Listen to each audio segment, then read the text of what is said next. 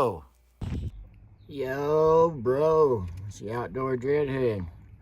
This video is going to be a little different.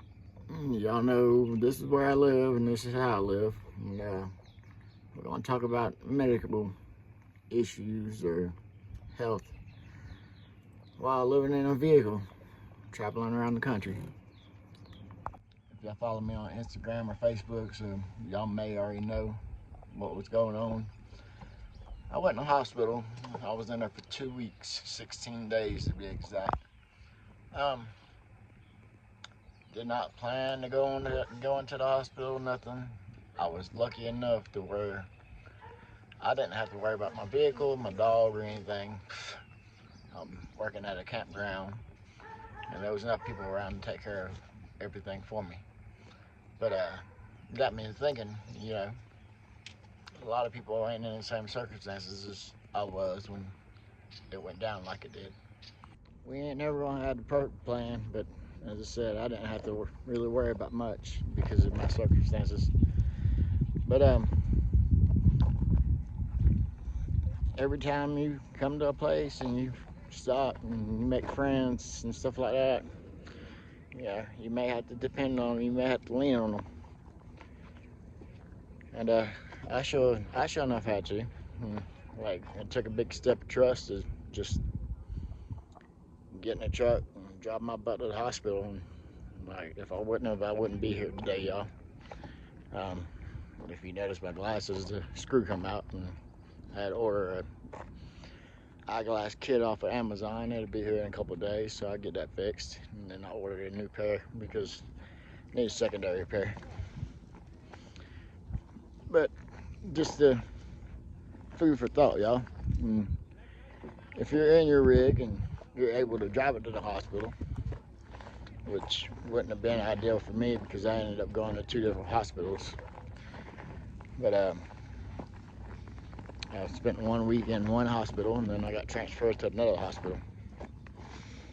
But if you're able to drive your rig to the hospital, go ahead and drive your rig to the hospital and find you a nice parking spot out of the way and let the hospital know that is your vehicle, you know what I mean? That way you don't get towed.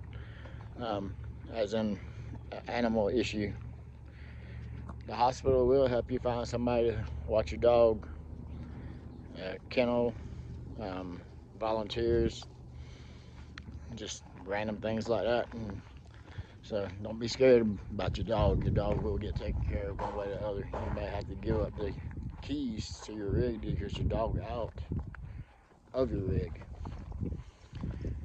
But as it goes, you know, it is what it is.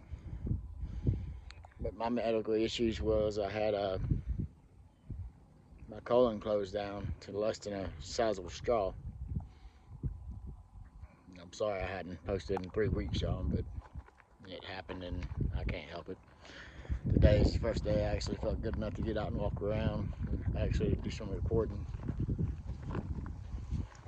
Never underestimate the kindness of other people, because I mean, I spent 1 week with these people and then I moved up to a different campground and really didn't know any of them. My dog didn't know any of them, but we was able to lean on them. And most people are good people, and then you got some that are just trash. And if you got a just good judge of character, you know which people are trash and which ones ain't. But I just hope and pray that, you know, nobody really has to deal with it going to the hospital or like you're out here on the road. And if you do, yeah, you have to call family to come watch your rig. Call family. And I had family offer to fly out and help me out, and that was, you know, a big relief. And I have Nomad friends that actually offer to drive over 700 miles to watch and take care of my dog and take care of my rig. It's appreciated, but thank God I didn't have to do that.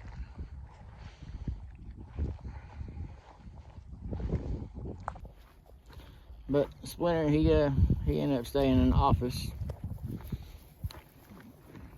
the whole 16 days, and they come up and they take him out for a walk, and everything, and they send me videos and pictures every now and then. And, like, I made shorts out of some of them and posted the photos on Facebook and Instagram.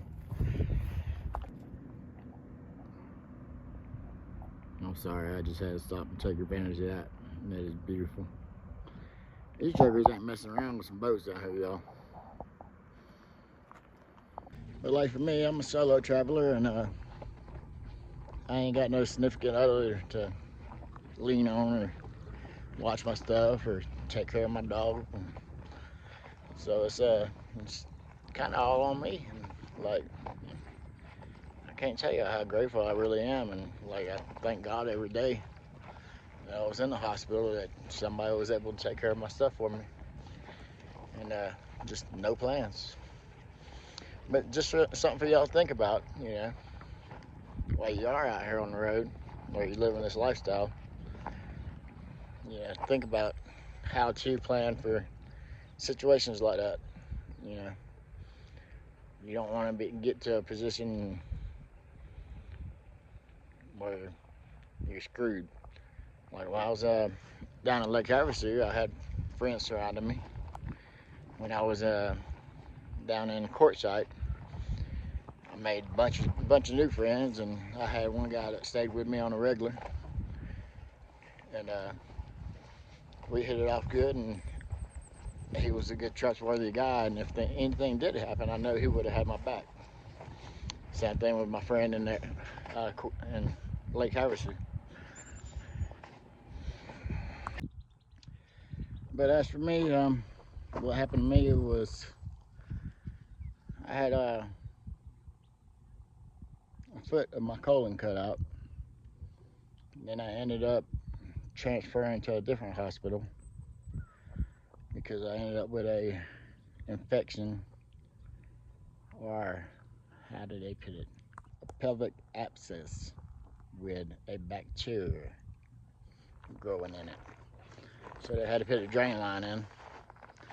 They split me from the first surgery. They split me from my sternum all the way to past my belly button around to my belt line.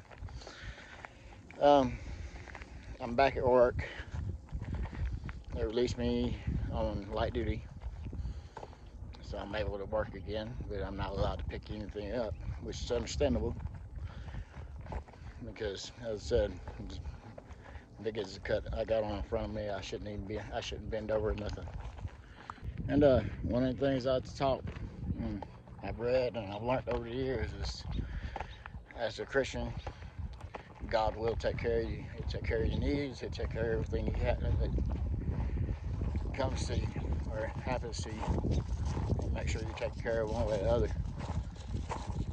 I was lucky enough when I walked in the hospital, I wasn't even in there 10 to 15 minutes, and I was already in the back in the emergency room being taken care of.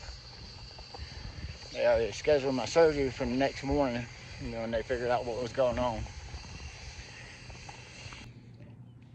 And whenever they put in and going to transfer me to the other hospital, because they found out I had an infection going on, they had me moved within an hour and a half. Like, I couldn't believe how fast it happened. And, as I said, all I could tell a lot of my friends and family was Godspeed. And he's making things happen and moving things. And for somebody to go in for a colon surgery and not even come out with a colostomy bag, like, they cut out what they cut out, sewed me up, and like, I ended up with none of that. All I ended up with was drain from the surgery. Because of the infection. And when I checked out of the hospital, I actually got all my medication and everything from the hospital for free. And they had put it in because me being a nomad, they basically count me as homeless. I'm basically a working homeless. And I just thank God for everything He done for me through all this, and I pray y'all get something out of this video. Come back next week and I shared 5 things that I've learned in the past 6 months on the road. That has helped me out a lot. Thank y'all, and hit that like button and comment.